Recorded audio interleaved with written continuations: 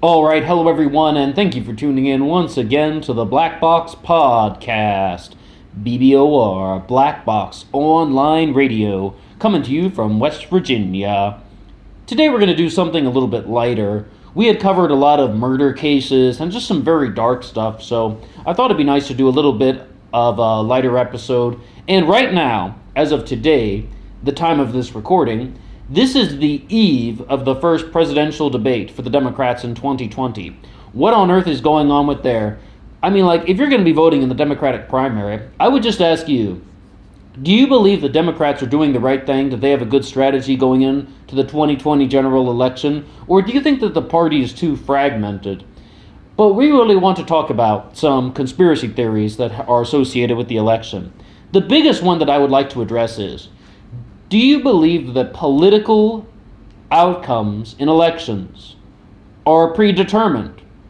There was a quote once that politics is like pro wrestling. Everybody is like debating each other and they all act like they're enemies on different sides of the stage, but behind closed doors, everybody is just friends. They're all friends, they all get along, and they know what role they're supposed to play. Who said that? Jesse Ventura, of course, the former governor of Minnesota and former wrestler. Okay, so that's why he used that expression. And I really hate to quote two kind of wrestling metaphors in a row, but the WWE has that thing, Cyber Sunday, where they would act like the fans get to choose what matches they want to see for the wrestling pay-per-view. But the thing is, all the outcomes are already predetermined. The voting is only an illusion. Is that what it's like when it comes to the presidential election or the congressional election and the Senate? Is it the same thing? I mean, there's some people out there that would really say that yes, it is, and they draw a couple examples to support that. I mean, I can't really say that it's complete certifiable fact, but a lot of people point toward Hillary Clinton and Bernie Sanders in 2016. They say that the DNC rigged the election for Hillary Clinton. The primary was rigged.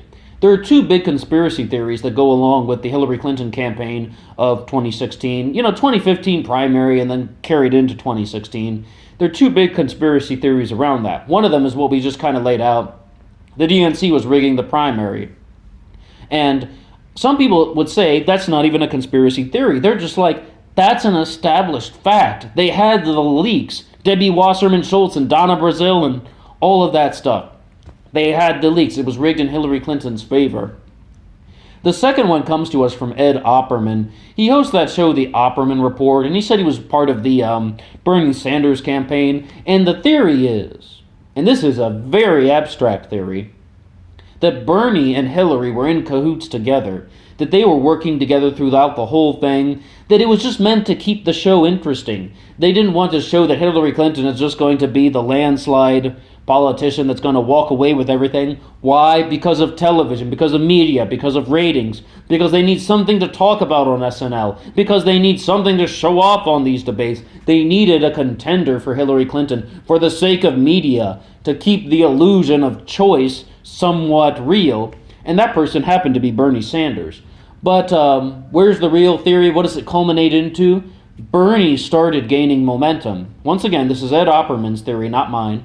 And as Bernie built up momentum and had the Feel the Burn movement, the Bernie or Bust supporters, he broke away from Hillary Clinton near the end because he thought that he could win it. And I was following that stuff, and I really began to think that even just, getting the daily emails and such, it seemed like there was a chance that Bernie Sanders could have won the whole thing. But we really have to examine the whole situation in its entirety. That's a very abstract theory, and we do not really have 100% certainty of something like that. But what I can say is that a lot of people out there are thinking that the outcomes of elections are predetermined by the Democratic National Committee and by the Republican National Committee as well on the other side. When you're talking about the Republicans, I said very clearly Donald Trump should not have been seeking re-election. Why is that? For the sake of reality television. This is the guy who hosted The Apprentice, The Celebrity Apprentice, and did a bunch of other crap in front of the TV his entire life. How good would it have been for the sake of television if we had two debates going on right now, the Democrats and the Republicans, 25 Democratic challengers and 25 Republican challengers, 50 people fighting it out for the presidency. This would have been the biggest political spectacular ever. I mean, there is something about that, but of course, Donald Trump filed the paperwork to run for re-election on day one, right after his inauguration. The paperwork was filed. We all knew it was coming. That's just not how the political game is played. But we've mentioned this before. No president since George H.W. Bush has lost re-election. 30 years almost. Not quite, but almost 30 years has gone by since a president has lost re-election. Clinton, Bush, Obama.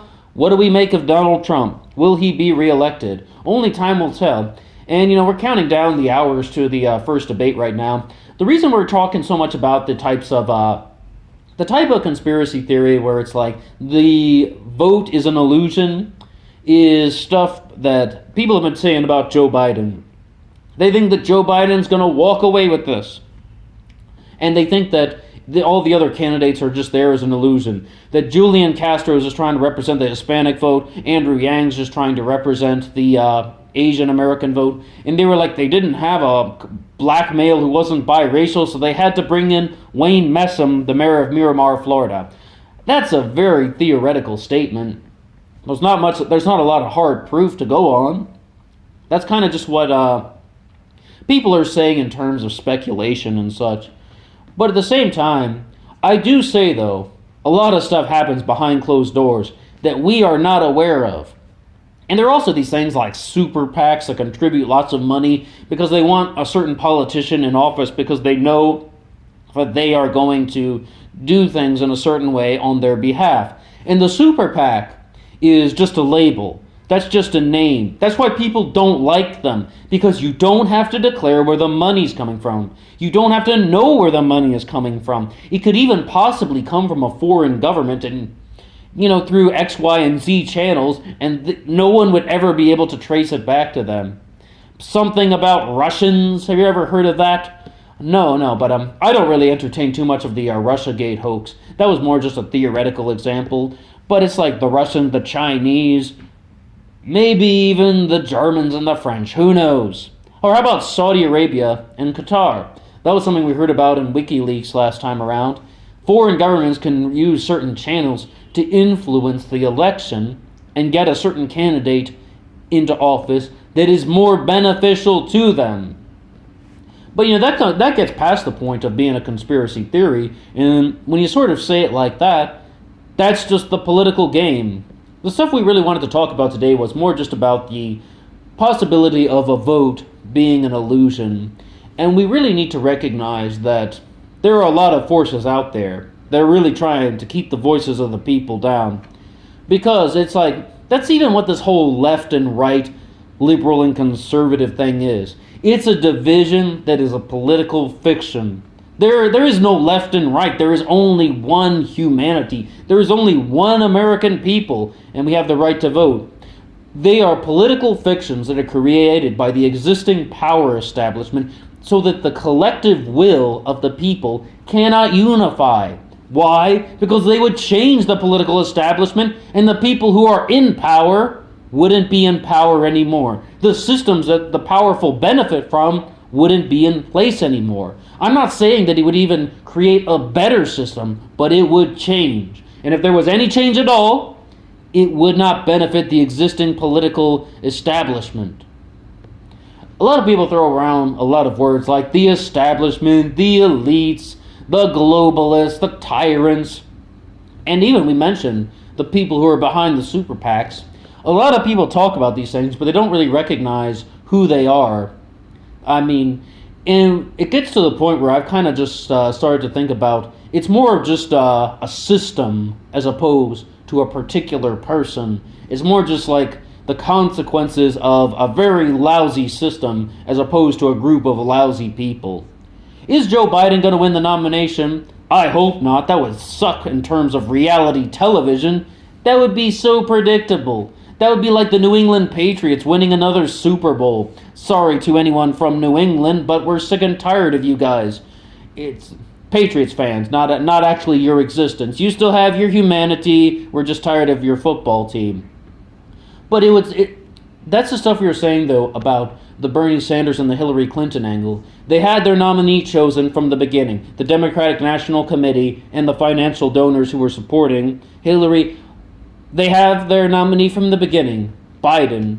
Is that what's going on this time around? Only time will tell. I've been the person who has predicted there could be a late surge from Cory Booker. Because who do we have right now? Bernie Sanders, Kamala Harris, Elizabeth Warren, and Joe Biden. Those 4 people have the most realistic chance of becoming the nomination. Not really getting into anything about what money would be behind them now, but in terms of who would actually become the challenger to go up against Donald Trump and could theoretically become the next president of the United States. Bernie, Biden, Kamala Harris, or Elizabeth Warren. One of those 4 people. Unless you see a late surge from Cory Booker, which could be a little bit of calculated political theater. I don't think too much about polls. I really don't value the polls too much because when it comes to pollsters, it's like the mainstream media manipulates the data to make it look interesting, so you will keep watching their damn television shows. It's just like, they really do this, because you tune into the news one day and it's like, oh, Elizabeth Warren is surging in the polls. What could be the reason? Oh, now Bernie is surging in the polls. What could be the reason? Pete Buttigieg is coming out of nowhere. What is the reason? They need something to create more viewership, something to pull people in. They need something to get people to keep watching television. We're talking about the presidential election right now, but this is mostly a true crime channel, and in terms of MSM, mainstream media platforms, I am done with CNN in terms of true crime. Like, they have a lot of articles out there that cover a lot of true crime cases, but so many other websites, MSM or not, are just much more detailed. They are much more thorough. Their articles are twice the length of what CNN writes about in terms of true crime. CNN is so general. It's just like, it doesn't give you enough. And it's a real shame that they're always hosting these town halls. I mean, the problem with the town halls, and the problem with CNN in general, is it's always the same questions to our presidential candidates. What is your health care plan? I mean, we heard this 2 weeks ago. What is your view on gun control? Do you support the assault weapons ban? It's always the same questions. And like Bernie Sanders, of all people, called out not CNN, but the Fox News team when he's like, hey, when I talk to people around the country, they're saying different things. They're asking different questions than what you always ask at these town halls. So it's like, the perception of the MSM is really just trying to be right down the middle, the median, generalizing, boring, ordinary, bland, almost zombie-like. And we really need something that's really going to push the envelope and start asking much more challenging questions. And let's hope that something like that happens in the debates. Once again, this is being recorded on the night prior to our presidential debates. I'm hoping to hear some good stuff from Marianne Williamson, The Politics of Love. This is her moment to shine. She's not trying to win this thing. Maybe she'll want to be Secretary of Education. I want to hear her just talk about peace, love, hallelujah, everything to the moon and back. Other people like Andrew Yang can really use this as a platform to bring up certain issues. And, I mean, as you see, though, Mike Ravel will not be... I don't believe Mike Ravel will be included in the debates. A lot of people wanted him involved. But he's really taken social media by storm, as well as the teenagers who have been working on his campaign. They really want to just raise awareness of a lot of the things we said at the beginning about changing the establishment. They're all about citizen power, the mandate for change.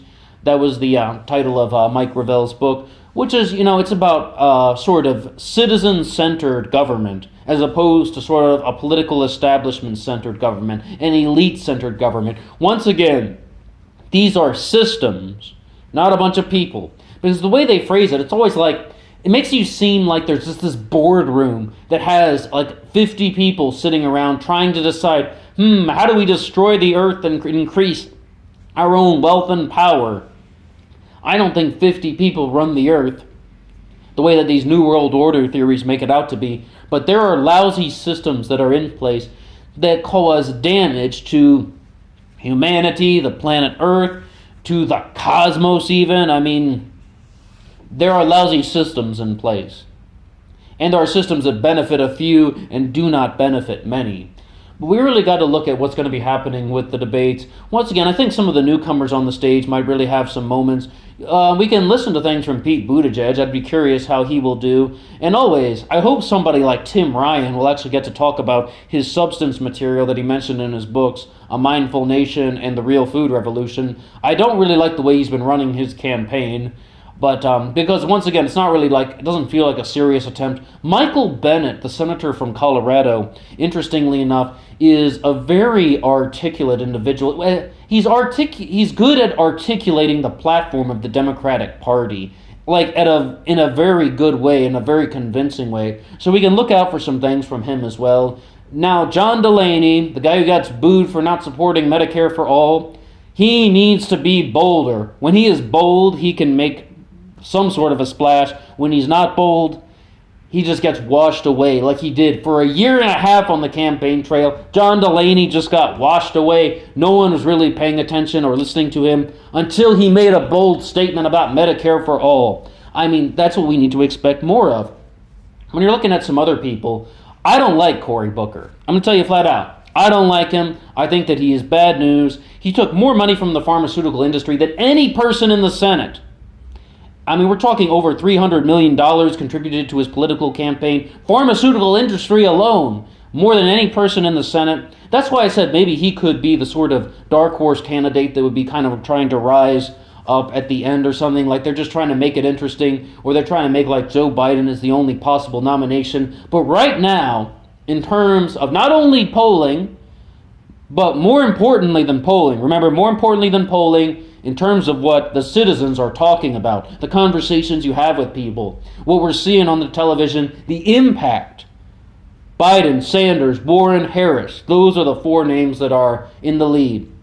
Maybe we'll see something from Tulsi Gabbard. Maybe we'll see her rise up. She has a good anti-war message that we need more than ever. No war with Iran. Absolutely not. It's ridiculous. We don't need the forever wars. And you have the people who are kind of the more fringe outline candidates who are so passionate about that. Andrew Yang has been talking from the beginning about ending the forever wars.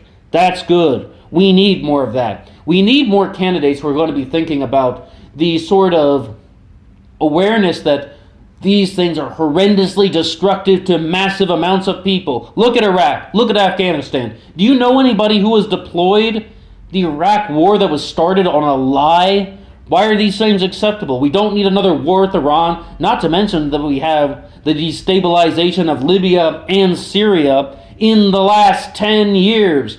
We don't need more problematic issues in the Middle East. It's already messed up enough. So let's look out for some candidates that are going to raise awareness to ending some of these forever wars, ending some of the sort of military involvement at unnecessary proportions, so we can start thinking about moving humanity in a forward direction, as opposed to just fragmenting the planet Earth because it is profitable and beneficial to certain groups of people. There's a theory out there that Donald Trump wants to start a war with Iran only to raise up his poll numbers, so people won't change presidents during a wartime. That's a theory. That's a conspiracy theory we can talk about. Is that going to happen? Who knows? I really hope not. I would really hope that he doesn't go down that road. And I know it's not only Trump. And we all know this. It's a team. It's the entire cabinet and the people who are advising the cabinet who have connections to all sorts of different donors and all sorts of financially powerful individuals. John Bolton is not helping anything. John Bolton is an embarrassment to America, and he should never have been in the cabinet in the first place. The problem is, though, if you ever listen to John Bolton's speeches online, he has a strong following. People haven't abandoned him. They're not shouting, impeach Bolton. They're saying, I agree with this guy. Check out some of his speeches online. You'll see the people responding to him in a very positive light. It's ridiculous. And it's not to say something that it's just like kind of supporting either party right now. It's just that no war should be the answer. That's a non-partisan issue. That's an anti-partisan issue. That is a pro-humanity issue. Ending the forever wars, no matter where they are, Middle East, Central America, even the far side of Russia. We do not need to become a sort of more military engaged nation because it is horrendously destructive and it brutalizes